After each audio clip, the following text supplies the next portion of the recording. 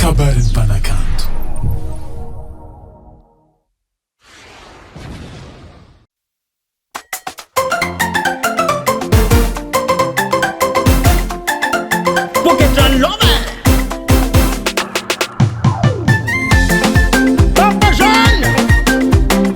Lela malady tsy vitsy fandraiky maromaro mpagnie sapiova fitiavako anao zegny tabololokazonoany sababake hey isaka tsara tsy alany favalo fanagnatiny foka fa tsy miova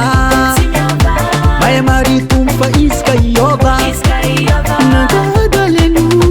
za minova de natao resy fitiavana zegny tsisy koa navolagn'in'olo za tsy matoko valera fazy amin'olo tiako zalahy tsy tiako mamangera fa mandeha amy lalagna tagnaty tantanako beka hendolo maro izy mamazanako